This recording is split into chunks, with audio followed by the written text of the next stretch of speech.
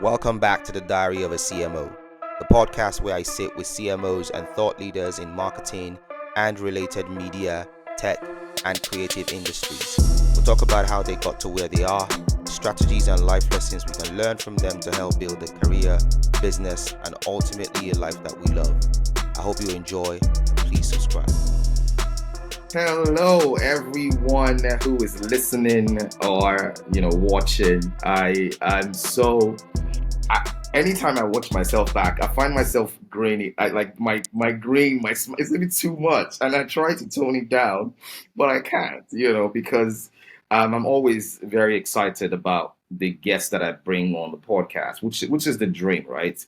I want to have conversations with people that I would love to have conversations with. And today's guest is no different. I'm so excited. I'm so proud to have him on the podcast. I'm going to try to do an intro. I typically try to pronounce names before the podcast kicks off. So I'm just going to try to wing your family name, your last name. I'm going to go for, before I get there, he's a clinical professor of marketing at Northwestern University's Kellogg School of Management, where he teaches marketing strategy and omnichannel marketing. He was named 2022 Kellogg Professor of the Year. He's a recognized expert, in-demand consultant, keynote speaker with over 30 years of marketing industry experience, with a notable 12-year career at Google. I think where he rose to VP level. He's published a number of books. We're going to talk about some of those concepts and some of those books on this episode. He's been published and featured in New York Times, Advertising Age, and Forbes. Recently published a book, and we're going to talk about that. I won't get into that yet. I am so excited to have on the podcast today the distinguished Professor Jim Lecinski. That's right, Tayo. Nice to be with you, Jim Lecinski. You got it. You nailed it. Awesome to see you today. I'm so excited. I'm glad I did. Wow. Thank you so much for accepting to come on the podcast. I was saying just before I hit record that, to think that these started from, citing one of your articles, which I found really profound. For many reasons, especially on this part of the world, on the African continent, where sometimes, not all the time, sometimes our marketing practices are a bit late, especially when it gets maybe heavily technical to some extent. We tend to, we're not sure how or what or whatever, but the point is, I was so... When I found that article, I published it on my own platform, and, even the engagements on the post, because the article was talking about marketing ROI, right? Mm-hmm. And to see the level of engagement the post got, like that, from that moment, I knew I wanted to get you on the podcast, right? And I'm so grateful that, you answered and, you honored the invitation. Thank you. I cannot thank you. My pleasure. Of course. Happy to be here. Great stuff. So I'm going to let you do a bit of an intro, which sort of captures how you started your career. I'm particularly interested in you touching on the time at Google, some of the things you did there, and now moving on to where you are today. Over to you, Jim. Yeah, thanks. Well, I appreciate that kind and generous background introduction that you provided your audience. A little bit, maybe more context that I can add to that for everybody listening, everybody watching is, I am based here at Northwestern University, just outside of Chicago in the USA, and I teach MBA level marketing. School rankings are what they are, but Kellogg School of Management typically rated among the strongest programs in the world overall for MBA, and often named the #1 marketing program for MBA. And so I get the joy of working with some of the best and the brightest students from all over the world, from all continents, who come here for a year or two to sometimes burnish their careers if they already were in marketing and want to accelerate their career after they leave. And we get many students who want to come from a different background, human relations or finance, and pivot into marketing. And so, what we try to do is instill in everybody a sense of what modern marketing is all about. And I know we're going to get into that discussion. And my beliefs, my philosophies on what modern marketing is all about was influenced really by the previous two stages of my career. After I got my master's in business administration, I went into the advertising world. And again, advertising agency world has changed greatly since I first started. But I spent, 17 or 18 years at a number of the big global agencies, Ogilvy and Mather and Young and Rubicam and DDB and some others, working with chief marketing officers and great brands, famous brands, during that episode. And that was right at sort of the dawn of the pivot to the emergence of the World Wide Web and digital marketing and search marketing. And then I had the opportunity in late 2005 to take an early role at Google and did a number of different things there, led sales teams, built a training organization, worked closely with a marketing organization, put sales enablement together during my time there. And we were fortunate to, as a collective group, be able to double Google's revenue every single year from 2005 to 2012, and then through 2018 when I left. And as I'm often fond of saying, the revenue stopped doubling after I left, so you can draw your own conclusions thereafter. Oh boy, interesting. Interesting. That's an interesting intro. Thank you for giving more context to that. So let's dive straight into it. I think that, one of the, I already talked about the article I cited and the conversation about, marketing ROI. And what I found was there were different groups of people, right? There were the people who still treated marketing like this checklist, like you rightly said in the article. There were then this category of people, a smaller category, who understood the importance of marketing delivering against very clear business objectives, but didn't know how. Like how do I move this checklist of mine, this roster of activities? How do I transform this into more of like a business, document? And then there was a final category of people who were already like tier one CMOs and, marketing managers who understood those concepts, but obviously we're also interested in getting your perspective as well. So let's start from there. First of all, introducing the concept of this, I think you describe it as effective ROI on marketing or something. I don't know, like this metric. Give us a sort of a background of the metric, and then, how should marketing professionals, CMOs, all the way down to, managers or whatever, how can they approach this in a very, a very like practical way? Mm-hmm. Yeah, so look, we have a very clear point of view here at Kellogg School of Management at Northwestern, and that is that marketing's ultimate role, why marketing exists, why CEOs, boards fund a marketing department, staff it with professionals, and give them a budget, is for a singular purpose, and that is to create value, so value creation and growth, growing that value. And marketers can contribute to enterprise value in three different ways: financial or monetary value, revenue, profit, or share. The second way is brand value, sometimes called brand reputation, brand equity. In certain geographies, you're allowed to actually recognize that on the books. In the U.S., you're not able to recognize the intangible value of a brand, but you are in the U.K. and in other domains. But so we have financial value, we have brand value, and then the third is also community or reputational value, right? Doing good for your employees, the communities in which you do business, the stakeholders, etc. And marketers need to keep all three of those things in mind.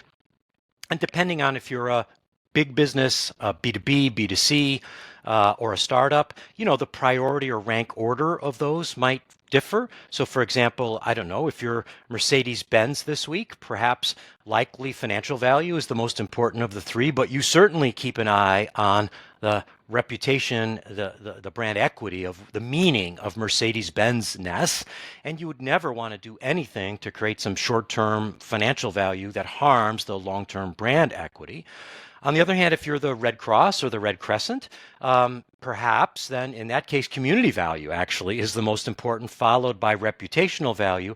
But even them, they need contributions, right? They need to at least break even as a charitable enterprise. So they think about financial value and donations as well, especially, right? We've got kind of lots of humanitarian crisis, of course, the horrible fires in Los Angeles, right? Red Cross is asking for financial value for donations. And so it's a marketer's job to make sure that they are not just there to create, funny TikTok ads and drive engagement, right? Likes, friends, fans, downloads, views, followers, those kinds of things. Those are means, like we want people to watch our stuff and engage with it, but that's a means to the end of these kinds of things. And so, the article you're referring to that I wrote was, and we can maybe put it in the show notes for everybody, but that article really said, look, marketers need to shift from, I'll call it task-based planning to outcome-based planning. And so what is task-based planning? Task-based planning is, hey, for the coming year, we'd like to make, 47 new TikToks, and we would like to make 2 new broadcast TV commercials, and we would like to, change our logo. And so it's sort of a to-do list of activities. We then say, okay, what does that cost in terms of the staff required to perform those activities? And then, in the old days, Tayo used to call it working media, right? Like to buy the ad space to run these kinds of, activities. And then we would write that up and hand that to typically our chief financial officer and say, please give me the budget to do these things. Great. The problem with that is twofold. One is, of course, it's not demonstrating directly how we're adding to enterprise value and growth, right? It's sort of the means, not the ends. But the bigger intermediate issue for marketers, Tayo, is that when you hand your chief financial officer something that looks like a bill, his or her natural instinct is to cut the bill, right? To trim the costs and say, well, we're not going to give you that many heads. Oh, we're not going to give you that much money. Do more with less, right? It's a trim. So, our point is if you can shift to outcome-based planning, which is to frame the marketing plans as a strategic investment, right? A proposal to say, hey, we could grow revenue, we could grow profit, we could grow share, we can grow the number of customers or the customer lifetime value if you make this investment in marketing. That totally shifts the conversation. And that's the main message that I'm trying to get across. Interesting. Thank you very much, Jim. I think that a lot of people obviously can relate to the financial outcomes in terms of at the end of the day, that's why the business is set up to make money. Versus the non-for-profit, like the examples we made earlier. I think the part that people would be curious a bit more about is brand value. I mean, there's companies like Interbrand, there's companies like Brand Finance, there's companies like that who have their own sort of frameworks and methodologies for sort of computing brand value. Do you have any proposition, just as a segue, any proposition as to what CMOs or marketing leaders can look to when it comes to trying to build that brand value? Yeah, I guess what I would focus on is sort of sometimes how physicians talk about do no harm. So I would say focus on the financial value, right? Driving revenue, profit, or share while having a conscious eye to do no harm to your brand reputation. And as the financial value grows, then those methodologies like Interbrand, Brand Z, and others who measure brand equity, I guess Apple probably the largest on that list, the latest ones that I've seen, right? Then that will grow. But don't start with an intention of saying my job is to, go higher on Interbrand's list. Start by saying I'm here to drive financial outcomes for the firm while doing no harm to my brand value. Absolutely. And brand value then will grow as a result. Interesting. Thank you very much. I appreciate that. Speaking about CMOs, right? And forgive me if I'm kind of speeding through because there's a lot that I want to talk about with you.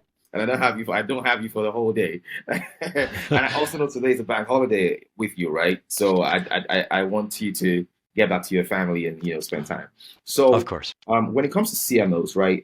One of the thoughts that comes to mind, you see a lot of publications in terms of like trends and outlook for 2025 and all of these different things. Everybody tends to publish their own version of what you should be looking for in 2025. From your perspective, in 2025, what are some of the really critical things that CMOs need to pay attention to? Maybe we could have a list of maybe your top three or top five. Great. I'll give you five, Tayo. So number one has to start with AI, right? I mean, AI is everywhere Yeah, at, yeah, the International CES show in Las Vegas just a couple of weeks ago. yeah. All the marketers gathered there, and AI is top of mind. And so specifically for AI, I see that in 2025, AI for marketing will move from just a focus on productivity to a focus on driving transformational growth. Again, back to that growth outcome. Yeah, yeah, So, many marketers have been adopting AI up until now as a way of getting to the same outcome, but doing it faster or cheaper. got it. And we know many of the examples here, right? Like AI can write a first draft of a creative brief Yeah, if we train it very well. yeah, But that's still the same exact kind of creative brief that we've always been writing for the last 20, 50, 75 years. absolutely. It was just a productivity shortcut, if you will. Got And it. so, if you think about 2023, maybe was the year when CMOs were learning about AI. 2024, we were piloting it and using it for cost savings and productivity, like my creative brief example. I think 2025 is now where we're able to now do things that we never could have done physically or economically before, right? Like this thing isn't, the cliche. It's not just a faster horse, it's a rocket ship. And so we need to use it to do very different things. Quick example, instead of writing the same old creative brief quicker or faster, now what if we had a personal concierge for every single one of our million customers? Well, AI can do that. AI can be that, right? It can provide individualized, personalized customer service that was never economically or physically possible before. So I think this will be the year when the mindset of what AI can do shifts. Got it. Second, I think this is the year when CMOs really need to think about when it comes to search engine optimization, moving from traditional SEO to now what we're going to call GEO, generative engine optimization. So, Google is obviously now got Gemini built into regular search results. How do I make sure if somebody types in, I don't know, best suitcase for traveling, right, into Perplexity, into Gemini, into ChatGPT, that my brand shows up there? Third, I think we're seeing a revolution this year in ad tech or MarTech, in the ad tech or MarTech stack, specifically how these tools that we used to know as customer data platforms. So, originally this was like the Salesforce CDP, Adobe CDP, Yeah, lots of point players here, right? yeah, This is now moving from something that sat in those systems where all the data sat in Adobe Cloud or in Salesforce Cloud, now is moving to composable and AI first. So multi-cloud native and driven not just by what you ask it to do, but powered by agentic AI native abilities. The fourth, I think, is that we need to start as marketers taking notice of the next generation of consumers. This is now so-called Gen Alpha. We've all been through Gen X, Gen Y, Gen Z. Now we're starting over with Gen A. Those folks who were born in 2010 are now starting to turn 15 and 16 years old. And even if I'm not marketing to young people, right, as they become 16 young adults, they've got buying power and they're going to greatly influence brands. Do got CMOs it. even understand Gen Alpha and what makes them tick? And the Right. last one, Tayo, that maybe is not a fun topic, but I think we need to be aware of is I see 2025 emerging as the year of regulations and laws. Got it. Obviously, we saw sort of the TikTok drama emerge over the past couple of days as we record this in the US. Big gathering in France happening in Yeah, February in Paris, 100 countries attending. So what will that mean for AI regulation, for social right, media platform regulation and whatnot? So right. those would be my big five hitters or predictions for the year. Okay, okay. That's I think that I think that's definitely a very solid top five. I mean, there was some that I expected to be on there, like the AI element. Definitely expected that to be on there. I never really thought about the point you were making on the CDP side of things. Never really thought about it in the way you kind of captured it. And Yep. then obviously an interesting one is how you get your brand to show up in generative sort of like results that users get to find when they search for stuff. Personally, I have started to I this is very interesting, and this is a very clear use case, right? So when I search for stuff on Google now, I'm intentional about typing it like I'm typing a prompt. So Yep. if I wanted to like the example you were giving about like best let's say best snicker for the summer. Um, Yep. Rather than type that, I find myself giving context. Like, I'm based in Lagos, Nigeria, and I am looking to get a pair of shoes, a pair of sneakers for towards the summer or something. And I have a preference for Nike brands, Nike versus Adidas or something. And I'm thinking to myself like, and I also have a budget for around 100 to like I'm pretty Yeah. much like prompting, the platform, and the results. Obviously, you have Google's what they call their own that first result you get now. They call it something. I can't believe I forgot this. So Hmm. they have their own like generative results before you get to the actual search engine Right. pages. So I can so I kind of expected the AI and some of the elements, but that element, what are you seeing in terms of how brands can get how they can get their content or their brands or whatever to show up in those kinds of generative results? Like, what are some of the things you're saying in that area? Yeah, I mean, it is interesting how consumer behavior is rapidly starting to change, right? Like to your Nike example, I mean, we all learned the language of traditional Google search, which was Air Jordans near me now Exactly, sale, exactly, exactly, exactly. right? And now we get to sort of we'll call natural language generation, and whatever your tool is of choice, Perplexity or ChatGPT, etc. Now we start to give it context, and we talk about it in a way that we might ask a friend who is an expert or a concierge or a Yeah, one-to-one. And yeah, so, look, I mean, I think there's a lot of startup money and startups being focused on this area of how to answer this question.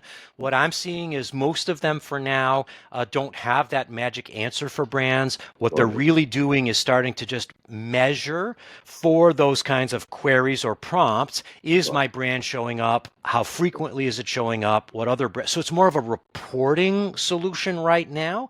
But obviously, what do they say? Awareness is the first step to change. I misapply that term, it. but like we have to be aware of am I showing up or not before I can Absolutely, start doing some things.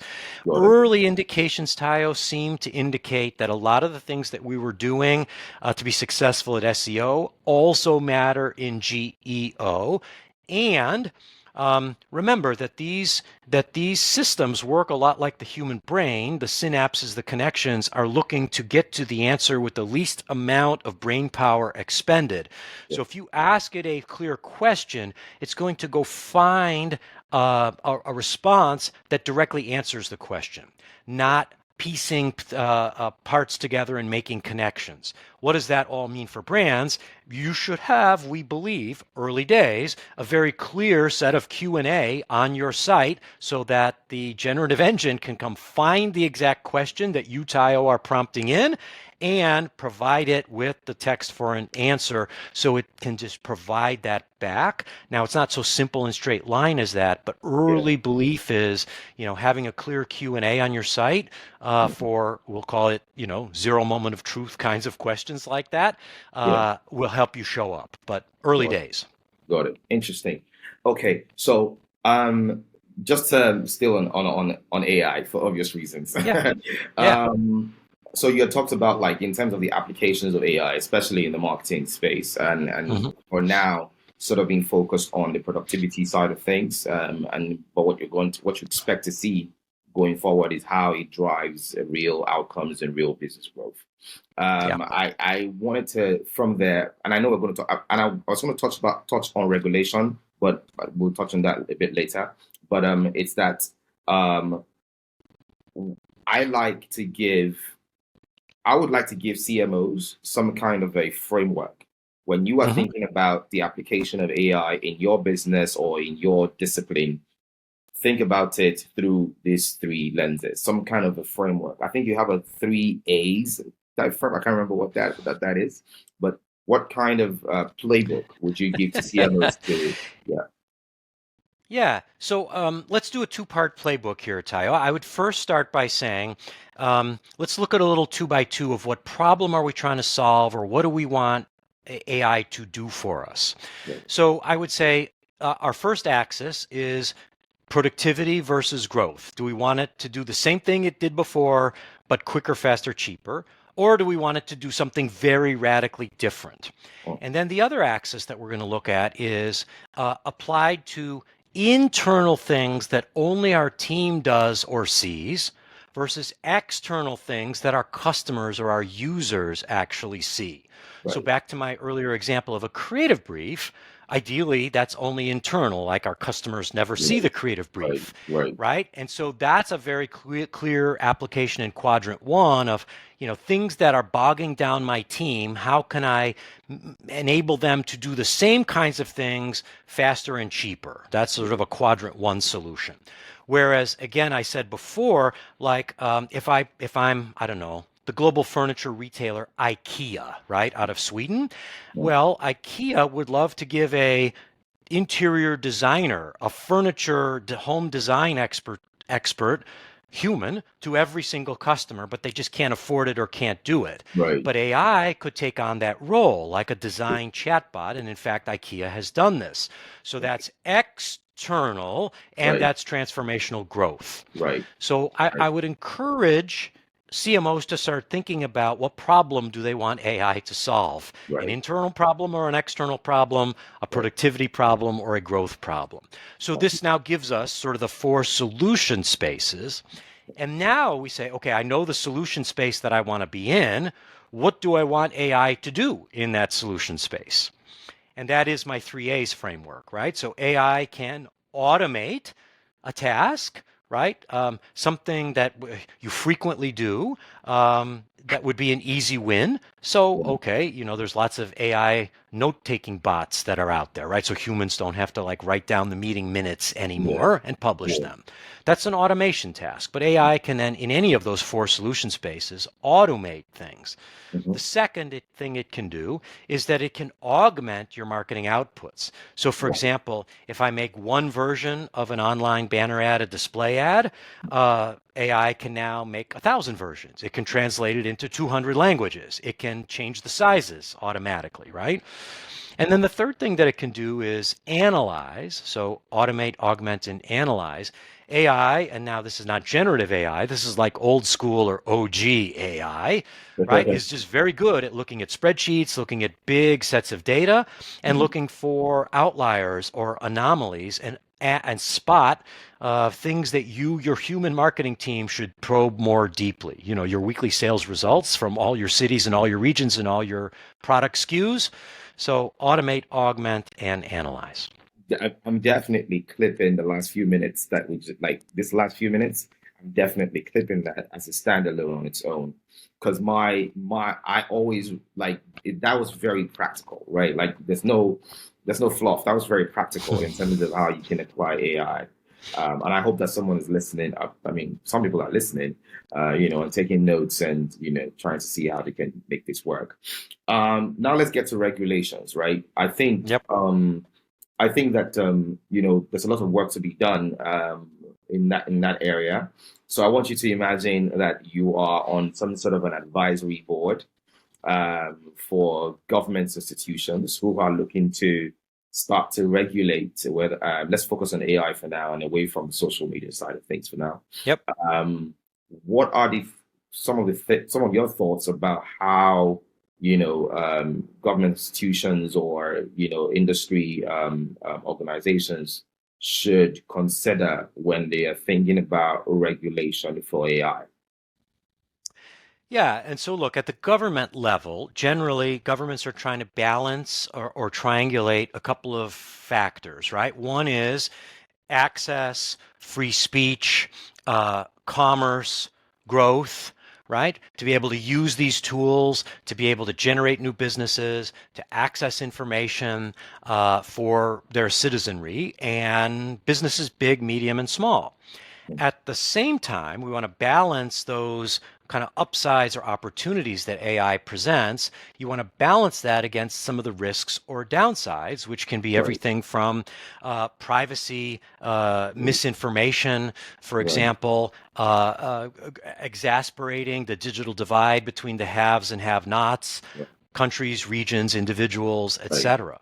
Right. So, how does government and different governments and different regimes and different administrations will have different points of view on this, but how do you sort of balance the good, right, without greatly bringing on the harm? And we have to be careful with analogies or metaphors here, but many people far smarter than me have said, this is a little bit like nuclear power or nuclear energy, right? Like it has the potential to safely power the world, but it could also blow us all up, Right. right? So how do we balance the good with the bad?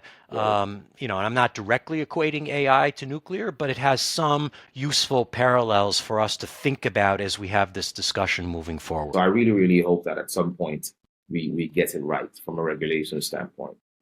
Yeah, I agree with you. And I think having sort of governmental voice, industry voice, academia voice, all as part of that conversation will be critical. We'll see what happens on the 10th and 11th of February this year in Paris. Right. 100 country representatives across industry, government, and academia are supposed to Right. gather and, start to have the next big convocation discussion about this. There was a gathering in the UK earlier. Previous administration in the US under President Biden issued some guidance. We saw a gathering in South Korea last year. But I think this one is going to be a critical moment for how the world thinks about AI moving forward. So we'll see what comes of it. Got it. Got it. We'll stay optimistic. We'll stay optimistic. Yes. So let's dive into something else right now. Enough of AI for now. There was this concept about traditional marketing versus agile marketing. What are you proposing here? Well, look, I mean, I think one of the things that we think a lot about is sort of speed to market. We've seen in a lot of industries everything from we could start with sport, right? Like football teams around the world have learned the value of speed on the pitch. Marketers are also learning the value of speed on the pitch, so to speak. How sort of quickly we can go through cycle times. Right. Annual planning, 3-year, 5-year planning, of course, still matters.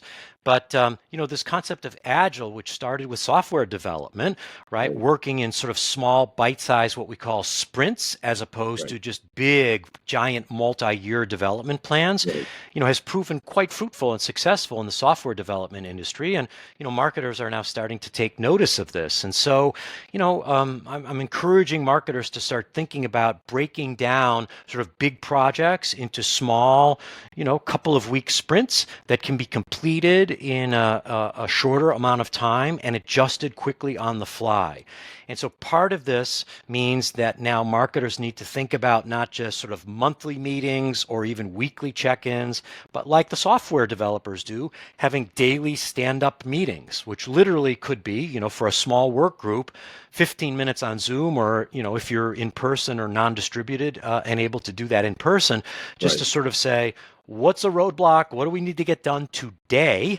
Does everybody have the same set of priorities? And are we moving towards a common goal? And, is there anything that we need to tackle that prevents today's progress?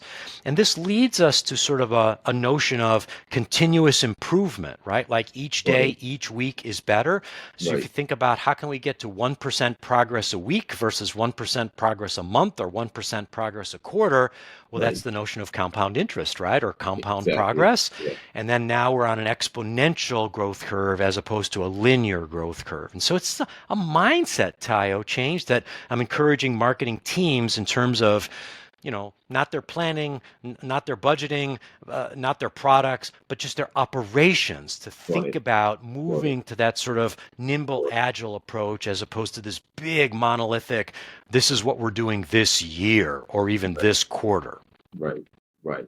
I think like that makes a lot of sense in terms of like when you think about the speed of change, yeah, like the way things have the speed of change, the speed of innovation, how like everything is almost like constantly evolving. I was saying to someone like it's no longer a game of golf for marketers, it's a game of basketball. There you It's go. every second, every minute, every second counts. So there's no long walk from one tee to the next tee. It's not happening anymore. Yeah. So I completely agree with you on this, Jim. Completely agree with you on this. I have a lot of young professionals who I get the opportunity to sort of mentor in some shape or form. And obviously, they're ambitious, as you can imagine. And then, one of them posed a question to me recently. I said, Tayo, today I'm a brand manager, right? I want to become a CMO fast, and Hmm. be stressed fast. I'm like, okay, that's an interesting question. I have my version of the answer I give to him. I'm not confident enough to share it on this on air, but I thought I was going to pose you the same question. Yeah. So I am a brand manager, and what do I need to do to become a CMO fast? Right. Well, I've had this conversation with many successful CMOs. I Got look it. for sort of pattern recognition. Mm. What is it that those who have achieved this have done, and then how can we follow or replicate their pattern of success? Right. And I consistently, Tayo, see three things that successful CMOs have done. First and foremost is to really understand the craft and the science of marketing, to have a really strong formal training or foundation. Understand concepts like customer lifetime value and CAC and the four Ps Yeah. and STP, right? Right. Segmentation, targeting, positioning. There's Right. a whole sort of anti-expertise movement out there in the world, and people now say, oh, we don't need to know that. I can just growth hack my way through things. I can make it up as I go. Bad advice, right? So for your junior brand manager, really, right, whether that's in an academic setting, there's lots of opportunities to get some formal training through, Coursera online courses and certifications and whatnot, but really understand the craft and the science.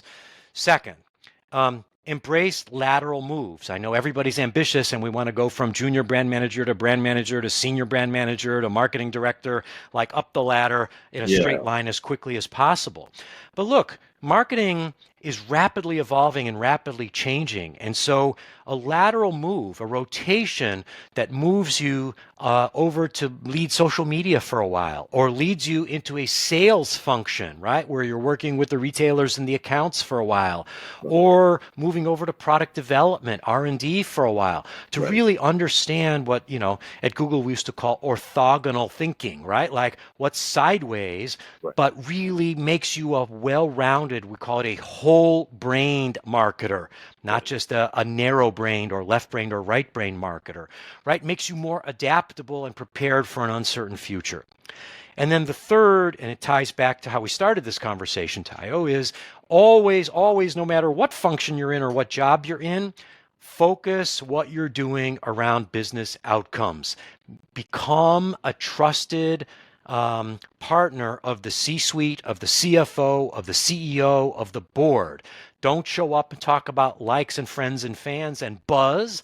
Show up and talk about, no matter which of these roles you're in, talk about business outcomes, revenue, profit, and share. And then you'll catch the eye of the senior leadership and say, hey, that woman, that gent, he really, right, It gets understands what we want in a marketing leader. Let's give that person increased responsibility moving forward.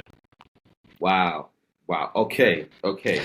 Wow. Okay. So again, this is another part of the podcast I'm going to, sort of clip and put out on its own. I think that this definitely was my dream for this episode, to be as practical as possible. And I really, really appreciate you capturing these things into 3 steps or 5 parts or whatever, so that it's easy to walk away with. I think the first thing you mentioned was really being very grounded and solid from in terms of understanding marketing as a function. Understand those core principles, those foundational principles, really being grounded in those. Number two is this sideways sort of integration or sideways experience, across sales, across, customer service, across finance, across like just really understanding how all of these different elements come together to deliver one common goal. And then finally is to then focus on very clear, understand how marketing drives clear business outcomes. How can what you were doing drive revenue, profits for the business? And that way you catch the eye of senior leadership, and then you might be the next stop. That's it. You summarized it very well. Fantastic. So that's for the brand manager who wants to become a CMO. So now we have given him our 3-part framework. He's now a CMO. Okay. Is now a CMO. Nobody cares about the timeline or how quickly it happened. The point is, he's now a CMO. So I just became a CMO. I just became the CMO. I took your advice, this 3-step, framework you gave me. I took it, and very quickly, I am now a CMO. Now, I am trying to build a team. And I know that there's a lot of concepts that are very, very important. I mean, with the role of tech in marketing today, with how the consumer is evolving, storytelling. I mean, it's a bunch of all different things. As I try to build my team, what are your recommendations in terms of how I should approach this now that I am a CMO? Yeah, that's right. And so CMO, right, has to juggle a couple of different domains, has to juggle what's the right strategy. We've already discussed some of that. They have to juggle what's the right process. We've talked about Agile. They have to juggle what's the right set of tools, ad tech or MarTech, right? We've talked a little bit about the evolving nature of CDPs, AI, et cetera. And then the last domain, or the last piece that our CMO has to juggle, is the talent, the staff, the team itself, right? So we talk about strategy, tools, process, and team. And so when we think about the team, well, there's kind of 3 things in particular that the CMO needs to focus on: the hiring of the team, the training of the team, and the retaining of the team, right? We want to find the best right people. We want to train them up in the right way. And we want to make sure that they love working with us and stay on the team as long as it makes sense for their career and for us. And so hiring, if we think about each of those in particular, again, talking to many CMOs, my observation, my personal experience, I think prioritizing adaptable and curious people is increasingly more important than just sort of narrow, deep people. And why do I say that? I mean, certainly you need deep experts in some technical areas and functions, but the world is changing fast. Technology is changing fast. Consumers are changing fast, and marketing is changing fast. So you want to hire people who have some evidence, that have a track record of being able to adapt to change. So a great interview question is, right, like, tell me about a time when you set down a path on a project and something really changed radically. This phrase like, who moved my cheese, right? Like, tell me about a time when your cheese got moved and how did you handle it? Like, we need adaptable people, because like, oh, okay, look, nobody expected TikTok to go away yesterday, and maybe it's back or maybe it's not. Well, guess what? That's cheese being moved. How do you handle change? Second, once the people come on your team, training, unfortunately, is always, hey, we're too busy for that. It's the first thing to get cut in the budget. I don't have the money or the expense for it. But like, I gotta continually evolve and be continuous learners. So, oh, by the way, in addition to hiring adaptable people, you want to hire people with a growth mindset. You want to hire curious people and then allow them to learn. So that can be formal or informal, right? So that could be, let's send people to conferences and come back and do a a little book report and tell everybody what I learned at the conference. It can be online training and certifications that we've talked about. And it can be as simple as a book of the month club, right, Yeah. for our marketing team, where we all pick a book, we all Right. read it during the month, and then we, have some pizza for lunch and all talk about what we learned. Prioritize that. And then retaining, right? You have to have clear career growth paths. You have to promote folks, using innovation and demonstrable, not just, I'll call it meritocracy, not just how long they've been on the team. Okay. We want to reward people who are making contributions, not just, hey, I've been here 10 years and it's time for me to get promoted. That can be very demotivating for folks. So think about hiring, training, and retaining is, I guess, my advice for our mythical or fictional CMO there, Tayo.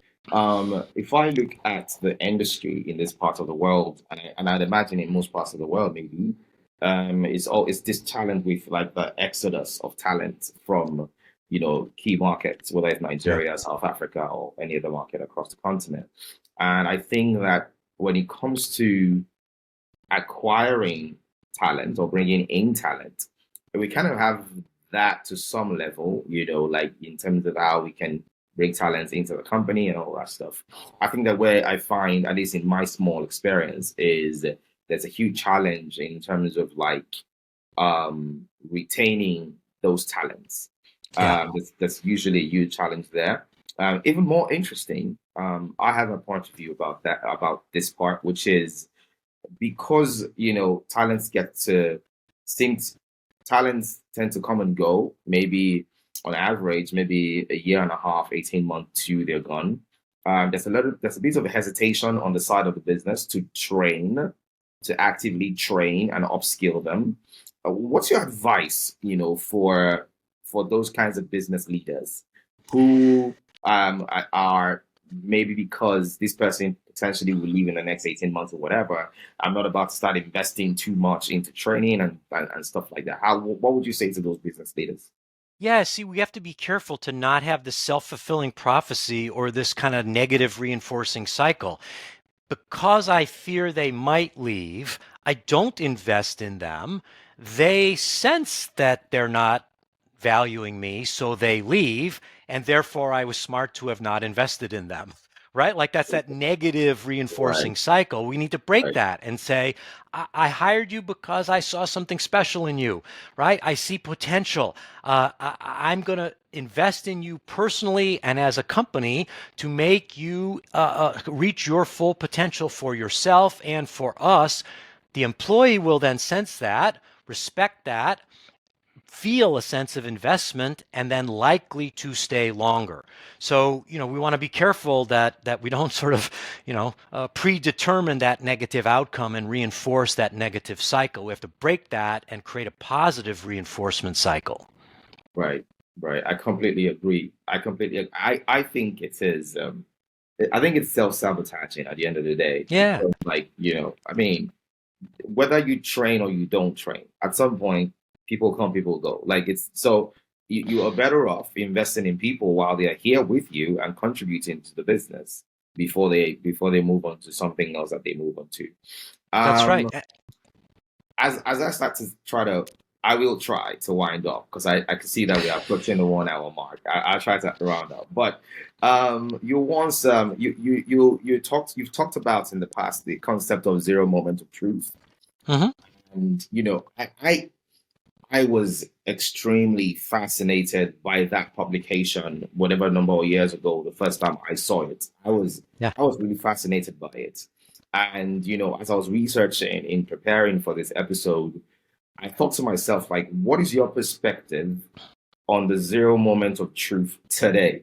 Because I think that from the first time that concept was introduced to now, I think that some things might have changed. Definitely. The concept, though, is more relevant, arguably, than ever when we first wrote that a number of years ago. But just sort of a quick refresh on that for your listeners, right? The notion is any business or consumer process, path to purchase, customer journey starts with a stimulus, either an external or an internal stimulus.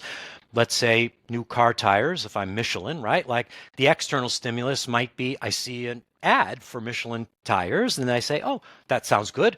Maybe I need some new tires. An internal stimulus would be, I've gotten a flat and now I need to go buy new tires, right? Right. Either internal or external stimulus. Well, I guess in the old days, what would happen is then I would just sort of turn up at the garage at the car repair place and say, what kind of tires do you have? And have a discussion with the salesperson or the technician there. Of course, what we identified at this notion of, zero moment of truth is nobody just shows up at the garage at that first moment of truth Right. and asks, what tires do you have? Prior to the first moment, so we call it first moment minus one or zero moment, you would Right. do some research, right? You would go on Google, you would ask your friends on Facebook. Well, now, of course, you go on Reddit or TikTok or what have you. You read reviews on Amazon or whatever your favorite online marketplace platform is. And so, now that zero moment continues to grow in importance. In fact, the folks at Tayo at Channel Engine just released a big study, and I've got the new data on this, for what they would call low value products, toothbrushes, olive oil, these kinds of things.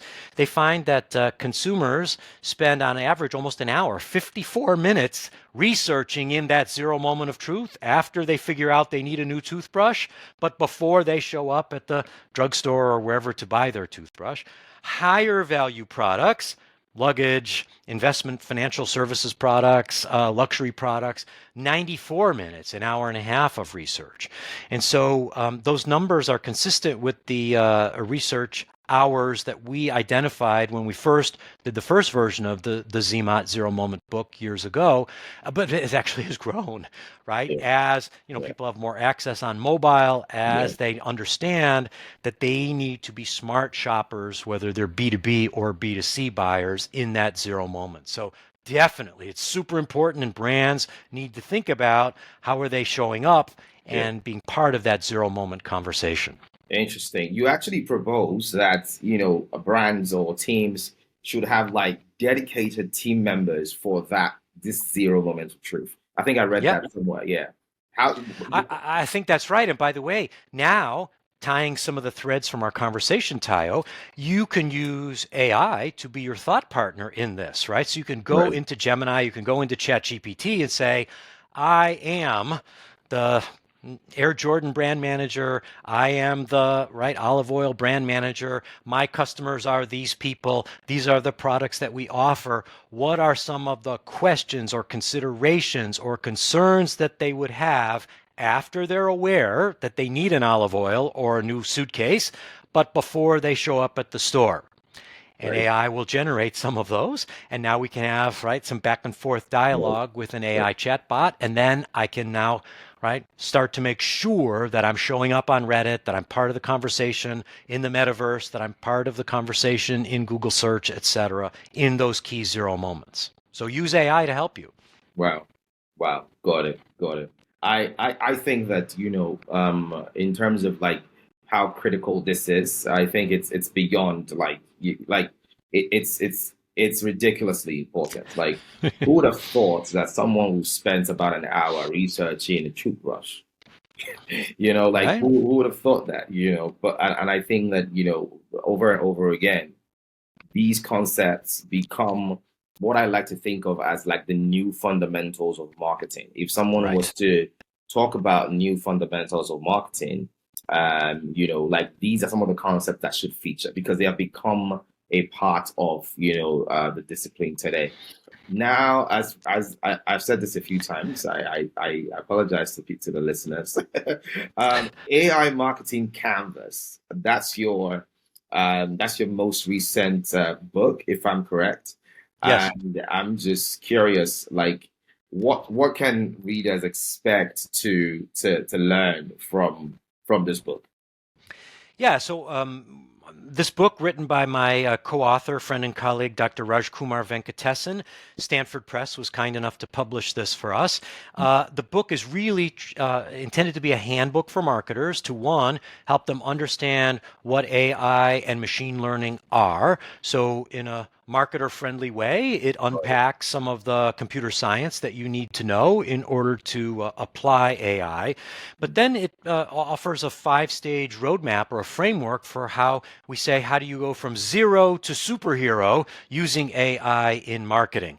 And I think a lot of marketers maybe say, well, I have to, I don't know, hire a bunch of PhD computer scientists, or I need to buy a company, or, this, but actually, right, the first thing that you need to do is get your data house in order. Training data is what computer scientists call this, and that's your own zero and first party data about your customers. Then based on that, the second stage is to now start to say, well, all my marketing partners, my vendors, Facebook, Meta, Instagram, right, Google and YouTube, they all have AI-powered offerings. You referred to Google AI-powered search early on. So we should just start testing that, right? The AI way versus the non-AI way, and see, what's the cost benefit, what's the lift there. And then in stage 3, typically brands name an AI marketing champion, someone in-house on the marketing team whose job is to be the sort of the Sherpa or the connector, if you will, across all of these test efforts or experiments. Then we start to do an in-house effort. Right? We start to now build some in-house capacity and try to do something as a sort of a first play in-house. And we give lots of examples and advice on that in the book. But then at a certain point at stage 4, you want to fully transform from a non-AI old way to an AI first new way.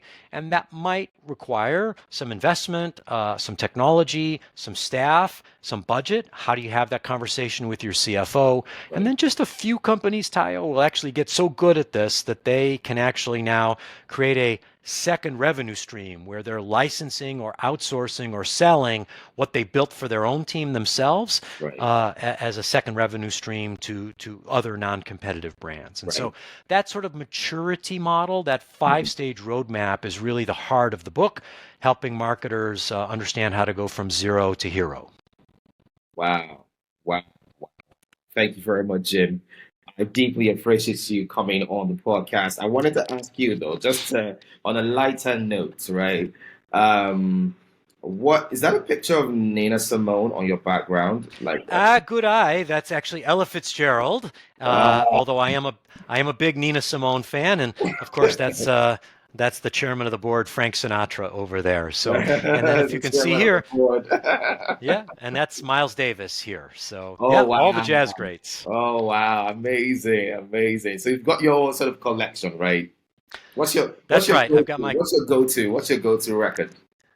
Well, I am a saxophone player, not a very good one. So, of course, my favorite saxophone player is the great Dexter Gordon, and I love his album called Go, which you can find on YouTube or Spotify or wherever you like. But I would say for an individual player, I love Dexter Gordon Go, and I'm a big lifelong Count Basie fan. The 1957 Atomic album is my favorite of all Count Basie albums. Wow. Okay. Some of those I don't know. Yeah. Definitely check them out just to kind of get my taste in music a bit more refined and tuned in. There you go. Yeah, I really appreciate it. I really appreciate you. Maybe next time I have you on, you might just do a very short performance for us with the saxophone.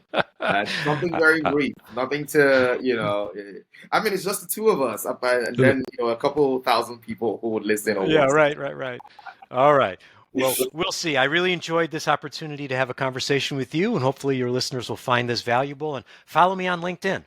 Absolutely. I have no doubt that they will find it valuable. I mean, I always tell people when I have these conversations, I typically want to have conversations that I would like to have, and then just hope that, the listeners also benefit from it. This is one episode where it was important to me because I wanted to feel like I was in school again, like I was in class again. So it was important for me to know that, okay, I'm asking questions that other classmates of mine would also kind of like to hear. So this is one of those for me. And I'm sure that there's a lot of value here and a lot to unpack as well. I look forward to hopefully having you on again sometime soon in the near future. But, if you have any last words for us? No, I would just say listen to jazz, be kind to others, and become a student of marketing. wow, become a student of marketing. I think on that note, thank you very much, Jim, and I hopefully I will be in touch for sure, and see and talk to you soon. Yeah. Sounds good. Thanks, Tayo. Bye bye.